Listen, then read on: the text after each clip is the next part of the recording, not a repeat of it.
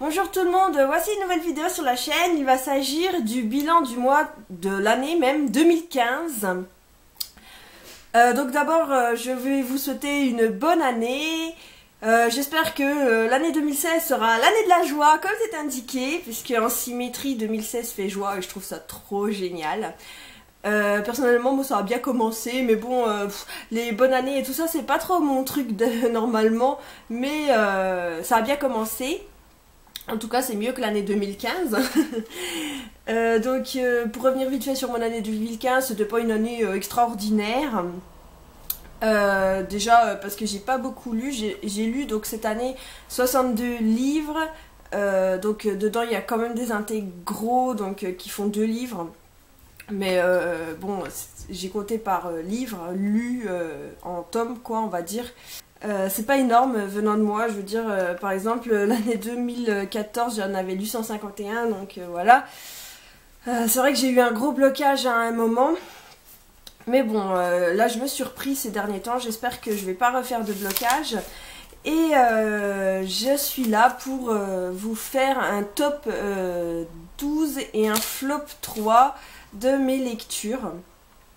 C'est pas mes coups de cœur, parce que j'utilise très rarement ce mot, que les livres qui m'ont marqué pour une raison ou pour une autre et dont j'ai envie de vous parler, donc lu en 2015. Et puis alors les flops, ben, j'en ai assez parlé en mal pour que je suis sûre que vous pouvez deviner ce que c'est. Donc ce que je vais faire, c'est que je vais d'abord présenter dans le top 12. Donc je vais d'abord faire le top 12. Et je vais d'abord présenter les livres qui sont dans le top que j'ai bien aimé. Mais qui sont pas encore au-dessus de tout, on va dire. Et dans un premier temps, je vais vous présenter un livre bonus. Donc, en fait, il y a 12 livres que je vais vous présenter, plus un. Mais je peux pas vraiment le mettre dans ce top parce que c'est mon livre préféré. Et du coup, bien sûr qu'il apparaît puisque c'est mon livre préféré. Et il s'agit de Tistou les pouces verts de Maurice Druon. Vous n'êtes pas surpris puisque je vous bassine tout le temps avec ce livre. Donc, Tistou les pouces verts, c'est absolument génial. J'adore ce livre. Depuis que je suis petite, depuis que je l'ai lu la première fois, je l'aime, je l'aimerai toujours, je pense. Et donc, il est génial. C'est mon livre favori. C'est pas pour rien. Et je le recommande. Maintenant que je vous ai présenté le livre bonus, donc qui rentre pas, on va dire, dans le top, mais qui en plus c'est mon livre préféré, je vais vous présenter le top 12. Comme j'ai dit, je vais d'abord présenter les livres qui sont dans le top, mais qui sont pas encore au-dessus. Enfin, je veux dire, il va y avoir le top des livres, puis des livres, je sais pas comment le dire, genre les livres extraordinaires qui m'ont mis dans tous mes états, et puis il y a le top des livres qui sont trop bien, voilà. Donc ce sera un top 6 et un top 6. Je sais, c'est un peu compliqué, mais j'espère que vous suivez tout. Il n'y a pas d'ordre, parce que voilà, je les mets tous. Je les mets tous sur la même ligne. Et je vais vous dire ce qu'il y a là-dedans. Donc, d'abord, je vais vous parler de Prince Captif, le tome 2 de C.S. Paca. Donc j'avais beaucoup aimé le tome 1, mais le tome 2 était encore mieux. Donc, c'est l'histoire d'un prince qui a été vendu comme esclave au prince ennemi, ennemi du royaume, et il doit cacher absolument qui il est à ce prince s'il veut pas se faire tuer dans d'atroces souffrances, et en même temps trouver un moyen de pouvoir retourner chez lui pour sauver son pays, puisque il a été trahi en fait. Et c'est le tome 1 est bien, mais il est assez bizarre, et il se concentre trop sur des trucs qui sont super glauques, qui sont expliqués dans le tome 2, et j'ai vachement préféré le tome 2. Le tome 2 m'a foutu dans ses états, c'était trop mignon. Donc voilà, c'était trop bien, c'est une trop mignonne histoire d'amour, et c'est trop choupi, ça m'a foutu des glu-glu partout, enfin voilà, j'ai adoré. Ensuite, je vais vous parler de L'Âge d'Ange de Anne Persin. Alors, c'est du Anne Persin, j'ai adoré. Ce que j'ai beaucoup aimé dans cette histoire, c'est qu'en fait, pendant longtemps, on ne sait pas le sexe du narrateur, donc c'est une personne qui est au collège, il me semble, et qui va faire, je me souviens plus des noms, je m'excuse, et qui va devenir amie avec un garçon, ils vont super bien s'entendre, et c'est hyper doudou comme histoire, c'est super mignon aussi, j'ai adoré leur relation, la façon dont ils étaient sur la même longueur d'onde, comment ils s'entendaient trop bien et tout. Et la façon dont le narrateur va petit à petit se découvrir. Et puis c'était une trop belle histoire, mais la fin m'a achevée, enfin qu'est-ce que j'ai pleuré à la fin, c'était trop sadique. Mais sinon, enfin c'était horrible, j'ai trop pleuré, mais ça reste une histoire vraiment très belle, très touchante. Et enfin très mignonne, qui fait découvrir aussi la différence.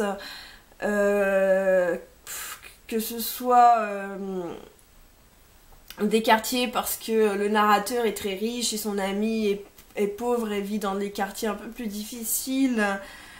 Et franchement, c'était bien quoi, enfin vraiment c'était super. Donc, ensuite je vais vous parler de Tous nos jours parfaits de Jennifer Niven. Alors ce livre pareil, il m'a rendu hyper triste. En fait, c'est deux adolescents qui vont se rencontrer parce qu'en fait, ils vont être sur le clocher de leur école, en fait, sur le toit de leur école, pour se suicider. Du coup, c'est comme ça qu'ils se rencontrent. Donc, il y a le garçon qui s'appelle Finn, qui est vraiment dans son monde. C'est un personnage hyper attachant qui est dans son délire. Et puis, pareil, qui cherche son identité, lui aussi, qui se cherche. Et c'était un personnage vraiment tellement touchant et tellement attachant, drôle, gentil, avec une histoire tellement difficile en même temps. Franchement, j'avais juste tout le temps envie de le prendre dans mes bras. Et puis la fille dont j'ai oublié le nom, elle, c'est parce que sa sœur est morte et qu'elle arrive vraiment pas à faire son deuil. Elle a beaucoup de difficultés avec ça.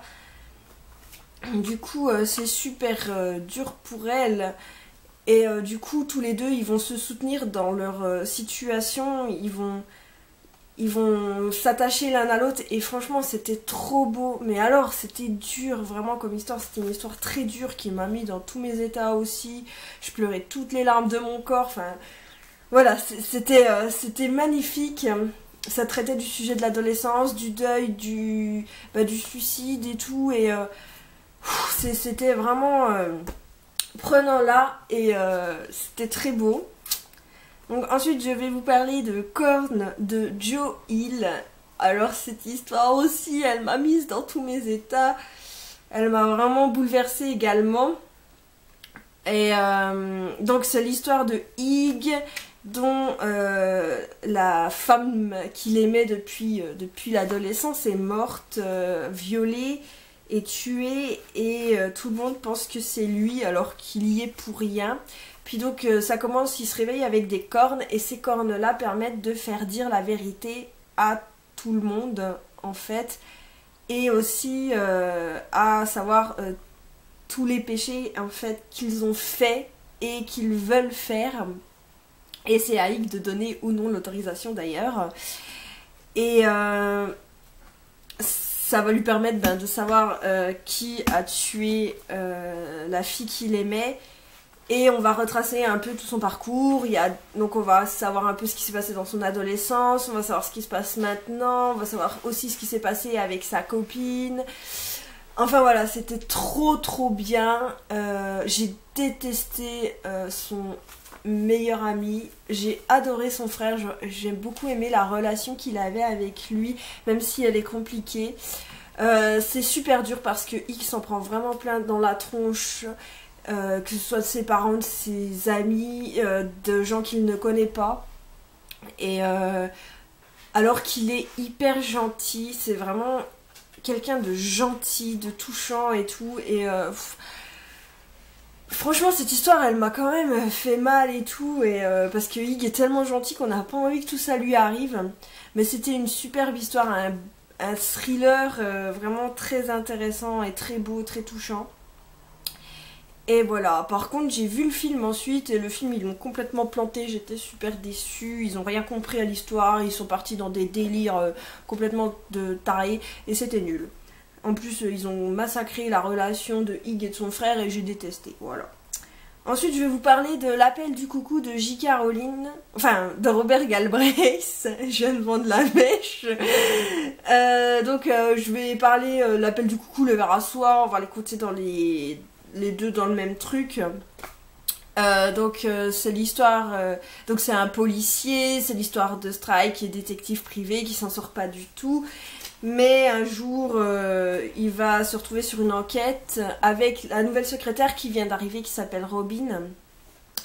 Et cette enquête, en fait, c'est le frère d'une fille, d'une mannequin qui s'est suicidée, qui va demander pour qu'on rouvre l'enquête parce que d'après lui, elle s'est pas suicidée, elle a été tuée. Voilà, et Strike va mener l'enquête. Au début j'avais trouvé ça un peu cliché, mais en fait au fur et à mesure je me suis vraiment laissée prendre par l'histoire et j'ai trouvé ça trop génial, c'était hyper bien écrit, les personnages étaient super bien travaillés, il y avait des indices sur qui était le coupable et tout, j'ai quand même été bluffée par la fin, même si je pense qu'on pouvait le trouver puisqu'il y avait beaucoup d'indices et c'était vraiment génial. Vraiment du coup je m'étais jetée sur le tome 2 qui est tout aussi bien et j'ai vraiment hâte d'avoir le tome 3. Et enfin le dernier livre de cette liste de top 6 de livres très bien, ou très bien, c'est Le jour où je me suis déguisée en fille de David Walliams. Et c'était un livre qui était trop mignon, où un garçon, Denis, en fait aime beaucoup les trucs de filles et surtout les vêtements féminins et c'est toute une réflexion sur la différence et sur pourquoi les garçons ils pourraient pas s'habiller comme ils ont envie, pourquoi les filles pourraient pas s'habiller comme elles ont envie et faire un peu ce qu'on veut et sans juger les autres. Et c'était vraiment trop mignon, c'était une très belle histoire, c'était écrit tout en douceur, les personnages évoluent, le livre était accompagné des dessins de Quentin Blake et ça apportait vraiment une touche d'humour et de mignonité au livre et franchement c'était super. Je recommande. Voilà, donc en fait de toute façon je recommande tous les livres de ce top. Donc ensuite, maintenant, ça va être le top 6 des livres. Voilà. Que je peux pas mettre de mots, tellement ils sont... Il n'y a pas vraiment d'ordre non plus, sauf pour le numéro 1 que je dirais en premier, qui est le numéro 1 de 2015 qui m'a... Voilà.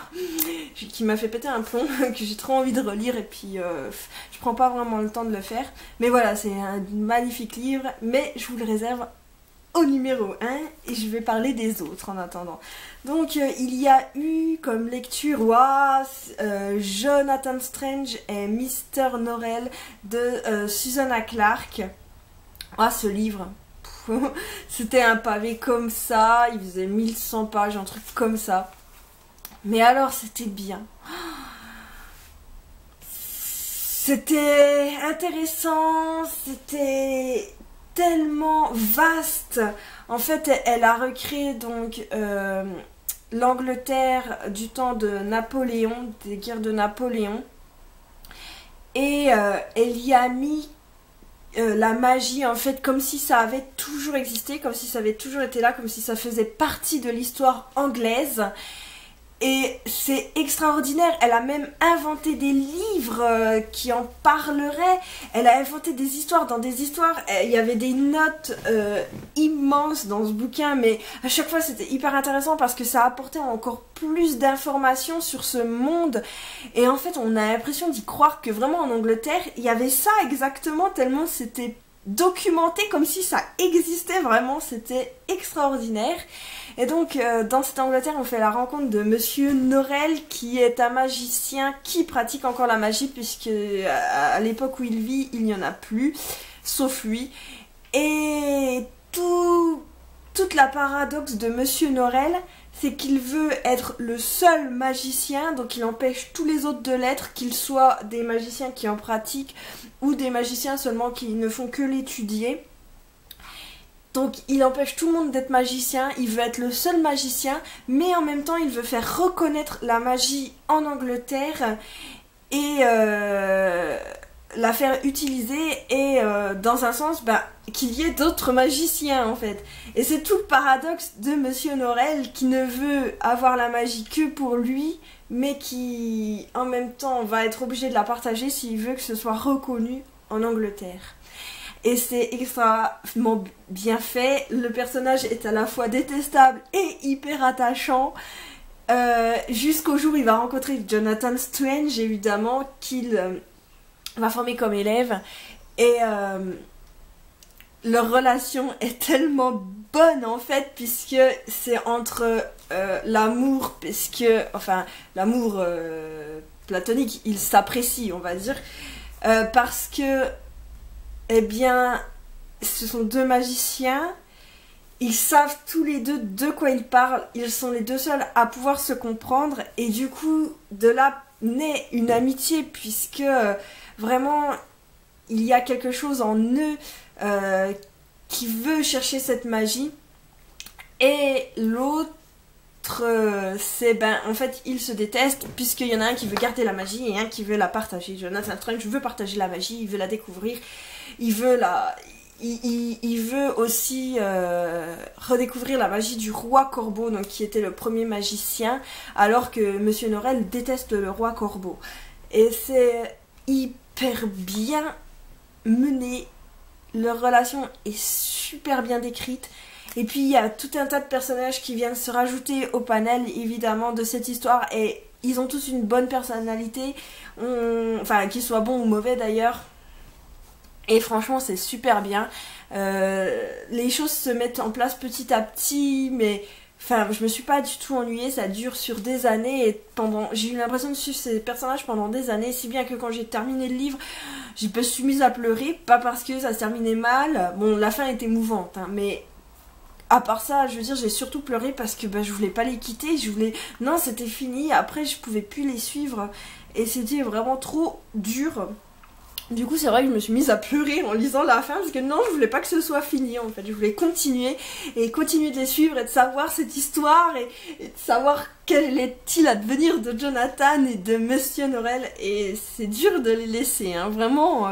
Donc voilà, c'était une sublime histoire, j'ai vraiment adoré. Je recommande à fond, en plus l'écriture est super bien parce que c'est écrit avec une ironie, c'est écrit avec... elle se moque de ses personnages mais d'une façon qui est tellement drôle, et en même temps on sent qu'elle est un peu attachée à eux, et c'est vraiment super. Franchement, c'est une brique, mais... Vraiment, c'était une très bonne brique. En général, les briques sont bonnes. Enfin, sinon, c'est dur, quoi. C'est une mauvaise brique. Et waouh, c'était super. Ensuite, je vais vous parler de Des milliards de tapis de cheveux de Andreas Eschbar. Alors là, c'est une histoire très, très, très, très originale. Il y a beaucoup de traits, mais vraiment, je n'avais jamais lu une histoire comme celle-ci. Donc, c'est l'histoire de personnes qui en fait tissent des tapis de cheveux avec les cheveux de leur femme, puis ils font un fils qui lui va à son tour faire un tapis de cheveux avec les cheveux de sa femme, puis il va faire un fils, etc. Et c'est waouh. On se demande pourquoi ils font tous ces tapis de cheveux. Donc ils disent que c'est pour le palais de l'empereur, et c'est tout ce qu'on sait de cela. Et en fait, l'histoire est racontée, chaque chapitre, par un personnage différent, enfin d'un point de vue différent. Et du coup, c'est à travers toute cette mirambole de personnages que l'on va découvrir vraiment le fond de l'histoire. C'est plein de suspense, c'est plein de personnages puisqu'on en découvre plein. Et à chaque fois, on arrive à s'attacher aux personnages, ou à ne pas l'aimer d'ailleurs, pour certains. Et à en apprendre plus sur l'histoire, mais à chaque fois on a peut-être une petite réponse, puis on a 10 millions d'autres questions. Et alors c'était trop bien, c'était hyper intéressant, c'était prenant, c'était... je sais même pas quoi dire tellement que c'était bien en fait. Mais alors c'était... quand on a la révélation finale, ça m'a... Eh ben ça m'a foutu en l'air quoi, c'était horrible. C'était dur hein, comme révélation, je l'avais pas vu venir, hein, je me suis totalement laissée prendre par l'histoire et la fin est douce amère quand même, elle est pas forcément heureuse comme fin et c'était vraiment une histoire hyper originale, j'avais jamais lu d'histoire dans ce genre là, ni écrite de cette façon et fallait le faire et franchement c'était vraiment très prenant et génial et j'ai adoré. Et je recommande à fond. Franchement, allez-y quoi, parce que je pense que vous avez jamais lu une histoire dans ce genre. Et en plus, c'est super bien écrit. Et c'est c'est super. Voilà. J'ai tout dit, j'ai adoré. C'était trop génial. Alors, ensuite, je vais vous parler de Ranua Vera de Jean-Philippe Jaworski. Donc, il s'agit d'un livre de nouvelles qui compte les nouvelles du Vieux Royaume. Et dans chaque nouvelle, on va découvrir un personnage différent de ce vieux royaume. Donc que ce soit le roi lui-même ou le prince, je sais plus. Que ce soit une simple paysanne. Que ce soit un tueur à gages. Un chevalier, un guerrier. Et du coup, ça fait toute une panoplie de personnages à travers lequel on va découvrir ce vieux royaume. Et c'est hyper bien foutu et c'est super génial, j'ai adoré et ce que j'ai encore plus aimé c'est que chaque nouvelle avait un style différent comme si en fait chaque personnage était différent, du coup l'auteur a réussi à créer un style différent, à avoir un style différent pour chacun et à pas raconter l'histoire de la même façon et c'était extra. Des fois c'était drôle, des fois c'était triste, des fois c'était tragique, des fois c'était raconté comme un conte, des fois comme un rêve. Et c'était super. Je me suis vraiment laissée emporter par toutes ces nouvelles qui étaient vraiment hyper intéressantes. Et il y en a une dont je me souviens, enfin je me souviens de toutes, mais il y en avait une qui était très burlesque et qui était très drôle. Et c'était ma chouchoute, mais par contre je me souviens plus des titres des nouvelles. Dommage. Mais vraiment... voilà, c'était super. Chaque nouvelle, on avait envie de les lire. Elles avaient toutes un début, un milieu, une fin. Souvent, la fin était très... c'était une chute qui était vraiment... Waouh, qui laissait un peu sur les fesses, on va dire. Et c'était franchement super. Du coup, je me suis acheté... Gagner la guerre, donc qui est un pavé qui se passe dans le vieux royaume, mais là c'est pas une nouvelle, c'est un roman et j'ai très hâte de le lire parce que si c'est aussi bien que Ranua Vera, et bien franchement ça, je vais me régaler. Donc ensuite je vais vous parler de L'eau noire de Chloé Bourdon. Alors c'est une histoire de vampire. C'est aux éditions du Petit Caveau, je tiens à le dire parce que c'est une petite maison d'édition et que ce livre je l'aurais jamais découvert sans le Facebook, l'événement Facebook un mois, une maison, un achat, donc qui est là pour faire découvrir des petites maisons d'édition et je serais vraiment passée à côté de quelque chose parce que L'eau noire c'est un livre qui est magnifique. Donc c'est une histoire de vampire mais originale, j'avais jamais vu le mythe du vampire visité de cette façon. C'est original et en même temps c'est pas genre un vampire qui brille au soleil ou quoi, c'est vraiment expliquer pourquoi ça, enfin, et c'est hyper bien fait et j'ai adoré, mais ce que j'ai le plus aimé dans cette histoire, c'est les rencontres qu'il va faire en fait. Je me souviens plus des noms. Je sais plus comment il s'appelle le héros. Donc il est possédé par un esprit vampire qui le force à boire du sang s'il veut continuer à vivre. Mais je me souviens plus de son nom. Et il va rencontrer, en fait l'histoire commence quand il est vieux et quand il nous raconte son histoire. Et donc... son histoire, il la raconte au moment où dans un village il a rencontré 3 personnes d'un groupe de musique Et donc il y a Laurent, il y a la fille, comment elle s'appelle, Alice il me semble. Je dis peut-être n'importe quoi, je me souviens plus des noms, c'est en kikinant. Bon, on va dire qu'elle s'appelle Alice, vous me pardonnerez si elle s'appelle pas comme ça. Je vais quand même aller vérifier, ça me perturbe. Donc je suis allée vérifier les prénoms. Donc il y a Laurent, Claire et Raphaël. Et donc pas Alice. Et en fait, il va nouer une relation particulière avec Claire et Raphaël. Donc avec Raphaël, ça va être un amour, un amour ambigu, même pas ambigu puisqu'ils vont coucher ensemble. Et avec Claire, ça va être de l'amitié, mais c'était trop beau. Ma relation préférée était vraiment celle que il a avec Claire, donc il s'appelle Dawn. Et Dawn a une relation très belle avec Claire. Qui est très touchante. Il va essayer de l'aider parce que en fait elle est sous le joug de Laurent qui la tabasse et tout, enfin qui la traite très très mal. Et j'ai adoré comment Dawn la traitait, c'était très beau. Et j'ai aussi adoré l'histoire entre Dawn et Raphaël qui est elle est quand même un peu ambiguë, mais c'était vraiment une histoire super bien écrite. Avec beaucoup de poésie, j'ai trouvé, et en même temps il y a des traces d'humour. J'ai rigolé en lisant et j'ai aussi été hyper touchée, c'était hyper bien écrit et vraiment la fin m'a laminé la tronche. Prends-toi des baffes dans la tronche toi aussi de la part des bouquins. Et c'était horrible cette fin, enfin moi je l'ai trouvée horrible, et elle était émouvante et dure et troublante et voilà, et tout le livre était comme ça. Et je dis beaucoup de mais vraiment voilà, c'était super, c'était une hyper bonne lecture, très courte mais très prenante, impossible de lâcher le livre, c'était trop dur et c'était super dur mais super beau. Voilà, donc je recommande, allez-y, jetez-vous dessus. Vraiment, l'auteur mérite d'être connu, mérite qu'on lise son livre.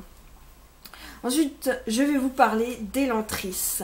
Donc, Elantris a été écrit par Brandon Sanderson. Et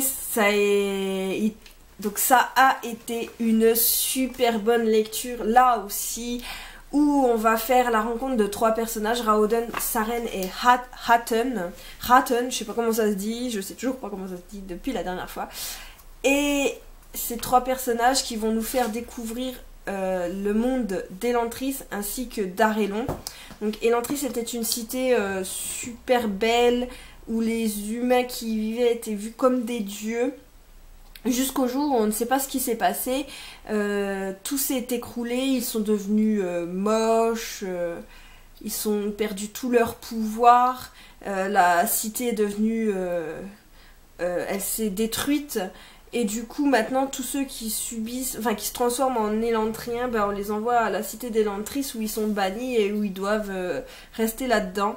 Et le prince, c'est ce qui lui arrive à Raoden, mais lui il va se battre pour que les choses changent, et ça c'est extraordinaire parce qu'il a beau souffrir et tout, il va quand même tout faire pour que tout change.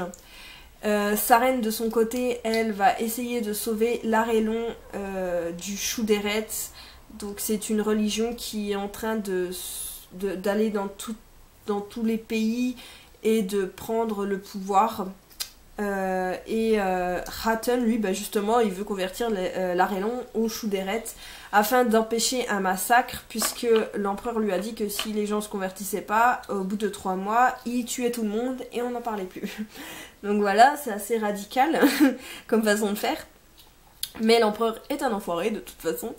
Mais voilà, donc c'était hyper intéressant. Saren était mon personnage préféré, donc c'était une femme qui était forte, fière et un peu arrogante. Elle était intelligente, elle était super géniale quoi. J'ai adoré autant son côté je me laisse pas marcher sur les pieds, je baisse jamais les yeux. Et son côté un petit peu, ben, j'aimerais bien qu'on soit amoureux de moi, j'aimerais bien ne pas être toute seule, j'aimerais bien retrouver Raoden parce qu'elle croit qu'il est mort. Et j'aimerais bien, enfin, en fait elle l'aimait beaucoup parce que, en fait c'est sa fiancée. J'ai oublié de préciser que Salin était fiancée de Raoden, mais quand elle vient au pays, bah, on lui dit qu'il est mort, elle sait pas du tout qu'il est devenu Elantrien. Et en fait, ils s'envoyaient des lettres, ils se sont jamais rencontrés, mais ils s'envoyaient des lettres, et en fait, eh ben, elle l'aimait bien par ses lettres, et en fait, peut-être même qu'elle l'aimait tout court, et elle aurait trop voulu le connaître, surtout que tout le monde lui en dit du bien quand elle arrive. Donc voilà, et c'est hyper intéressant parce que, en fait, même Ratton, que j'ai pas du tout aimé au début, en fait, est un personnage hyper complexe, qu'on apprend à connaître, et qui finalement cache bien son jeu. J'ai commencé à bien aimer, et je me suis vraiment surprise à m'attacher à lui. Après, il y a d'autres personnages qui font leur apparition. Il y en a beaucoup que j'ai aimé. Il y en a que j'ai détesté, comme le roi Yadon ou le fanatique d'Ilaf. Mais il y a vraiment beaucoup de personnes auxquelles on s'attache dans cette histoire, qui sont bien travaillées, puisqu'ils ont tous leur personnalité propre, et dont on connaît l'histoire aussi. Et c'était hyper bien. Franchement, j'ai passé un super beau moment avec Elantris, et je lirai d'autres livres de cet auteur. Et enfin, le top 1 que j'ai gardé pour la fin. Vraiment celui qui m'a bouleversifié à fond, quoi.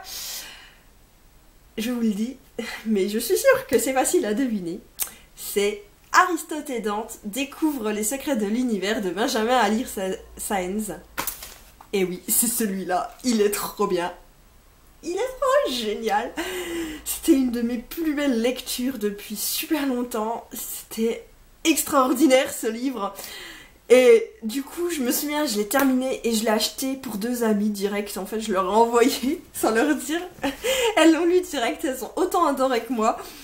Ce livre, il est magnifique. C'est l'histoire de Aristote qui est assez renfermé sur lui-même, qui est assez... qui dit pas ses sentiments, il est assez dur avec lui-même aussi, qui va rencontrer Dante. Alors je sais que beaucoup disent Dante, mais moi j'ai tendance à dire Dante, parce que en français, ben, quand j'ai appris sur Dante, ben, on disait Dante, alors du coup je l'appelle Dante, voilà. Et du coup il va rencontrer Dante, et Dante, ben lui... c'est un gamin trop mignon qui est content de tout, qui adore ses parents, qui n'hésite pas à le montrer, qui dessine super bien, etc. Et ils sont très différents, mais malgré tout, ils vont s'attacher l'un à l'autre, ils vont devenir des amis très très proches. Enfin, jamais l'un sans l'autre, quoi. Et c'est hyper beau, quoi. Enfin, franchement, j'ai adoré. Moi, ça m'a bouleversé cette histoire. Et j'ai adoré les personnages, j'ai adoré l'écriture. J'ai tout adoré dans ce bouquin. Le début, le milieu, la fin. Les personnages, l'écriture. Vraiment, tout m'a plu. En plus, c'était malin parce que quand on lit des passages, on se dit « Ah, mais je comprends mieux certaines choses et tout. » La fin m'a fait pleurer toutes les larmes de mon corps tellement que c'était beau. Je l'ai lu au moins 5 fois. Les 5 fois, j'ai repleuré tellement c'était beau, quoi. C'était sublime, super. C'était tout ce que vous voulez. C'était une magnifique lecture. Il a des super bonnes notes, il faut le comprendre. Enfin, franchement, ça se comprend tellement qu'il est bien. Il a reçu plein de prix, enfin voilà, quoi, il les mérite. Et c'était génial. Et j'espère un jour relire un livre dans ce genre. Si l'auteur en réécrit un, qu'il est publié en France, je le lirai, c'est sûr et certain, en espérant qu'il soit aussi bien. En tout cas, je recommande à fond. C'était super bien. C'était une trop bonne lecture. Il n'y a même pas de mots pour le dire. Voilà, c'était génial. Aristote et Dante, c'est super de la bombe. C'est trop cool, voilà. Maintenant, parlons des choses qui fâchent. Les flops. Il y en a 3. Sachant que dans les 3, il y a 2 trilogies. Donc, en fait, ça a fait 7. Mais bon, comme la trilogie en elle-même est horrible. Enfin, pas horrible. Dans le sens, c'est hyper nul, mais pour moi, c'était difficile. Du coup, eh bien, je parle de la trilogie complète. Donc, la première trilogie qui m'a déplu, déçue, auquel je m'attendais à une super bonne lecture, puis en fait non, c'est la trilogie de l'héritage, donc de N.K. Jemisin, qui m'a tellement déçue, je m'attendais tellement à quelque chose de mieux. Autant l'univers est hyper intéressant puisque c'est un univers avec des dieux en fait qui ont eu des enfants, et ces enfants ont des pouvoirs, chacun différent. C'était un univers original et intéressant, mais en fait j'ai pas aimé quand même parce que j'ai trouvé ça lent. J'ai trouvé ça... Pourtant j'aime bien quand c'est lent parce que en général ça prend son temps pour découvrir l'univers, mais là j'ai trouvé ça lent. J'ai trouvé qu'il y avait des scènes dont je me serais bien passée, surtout les scènes de cul qui n'avaient rien à faire là. Les histoires d'amour sont nulles. Enfin, ça se veut des histoires d'amour, mais en fait, on ressent rien, c'est froid, c'est fade, c'est inintéressant au possible. J'ai pas aimé, quoi. Je veux dire, je me souviens même plus des histoires, des tomes. Je sais que là... Non, en fait, je sais pas. Ça se passe sur plusieurs années dans les 3 tomes, et... Bof. C'était pas extraordinaire. C'était pas trop mon truc. Donc voilà. Ça a été un gros flop. Je ne recommande pas, hélas. Bien que vraiment j'en attendais beaucoup de cette trilogie, je sais pas pourquoi. Elle avait l'air vraiment super. Et en fait, non. Voilà, ça l'a pas fait avec moi.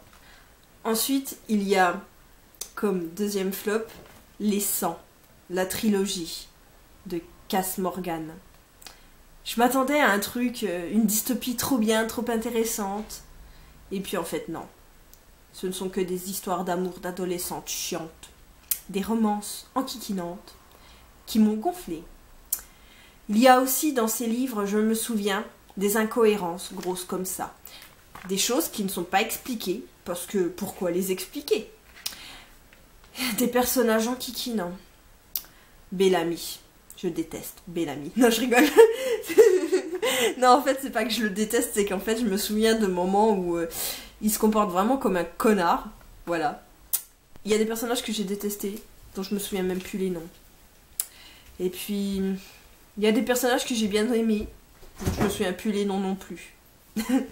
J'ai essayé de regarder la série, j'ai tenu 2 épisodes. Il faudrait quand même que j'essaye un 3e. La série est complètement différente, elle est mieux, plus intéressante, et se base plus sur la stylistique et sur la romance. Mais je ne sais pas, je n'accroche pas plus que ça pour le moment. Il y a des bonnes bostiques dedans, c'est ça qui est bien. Non, mais sinon, pour revenir sur les livres, franchement, ils m'ont gonflé. C'est juste des histoires d'amour d'adolescentes. La dystopie, elle passe vraiment en arrière-plan. Il y a plein de trucs qui sont pas expliqués. Et en fait, du coup, ça en devient relou. Et j'en garde pas un souvenir impérissable. Il y a la moitié des trucs que j'ai oubliés, dont les prénoms des personnages. Et du coup, ben voilà, c'était une grosse déception, un gros flop, je recommande pas. Là, le 3e flop qui a été une des dernières lectures de l'année. Donc, Journal d'un dégonflé, le tome 1, carnet de bord de Greg Heffley, de Jeff Kinney.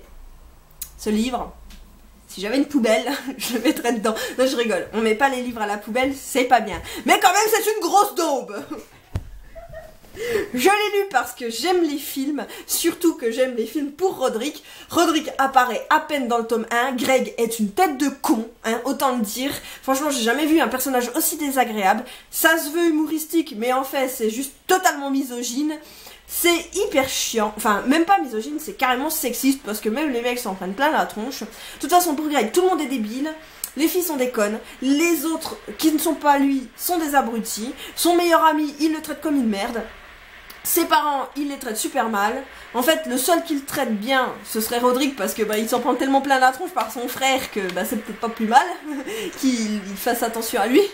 Il apprend pas de ses erreurs, il évolue pas. Contrairement au film où il est chiant, mais il évolue.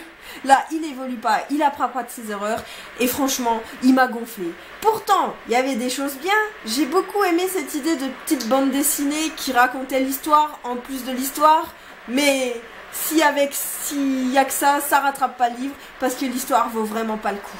Voilà. Et le pire, c'est que si ça se trouve, je vais quand même lire le tome 2 parce que je suis une cinglée de la vie. Mais franchement, c'était chiant à mourir et je ne recommande pas du tout. Voilà, donc ça c'était mon flop. Et il n'y a que 3 livres, enfin 7, parce qu'il y a les trilogies, puisque je suis folle, moi je lis les trilogies complètes, même quand ça me plaît pas tellement. Et Sur ce, j'espère que ce top flop vous a plu. C'est vrai que j'étais un peu méchante pour les flops, mais il n'y en a pas eu tellement et du coup je me suis un peu lâchée. Par contre il y a eu pas mal de tops, j'ai pas tout parlé de tout, mais franchement la plupart des lectures que j'ai faites cette année étaient bonnes et heureusement parce que comment dire, s'il y avait eu beaucoup de flops alors que j'avais un blocage, ça aurait été un peu enquiquinant. Donc je suis assez contente, j'ai bien choisi mes livres la plupart du temps. Et j'espère que ce sera pareil pour cette année, en tout cas ça commence très bien. Je vous parlerai plus de mes lectures dans d'autres vidéos. Sur ce, eh bien, je vous laisse. N'hésitez pas à me dire en commentaire ce que vous avez pensé de ce top flop, si vous êtes d'accord ou pas du tout avec moi. Et puis, eh bien, on se voit à la prochaine et à plus!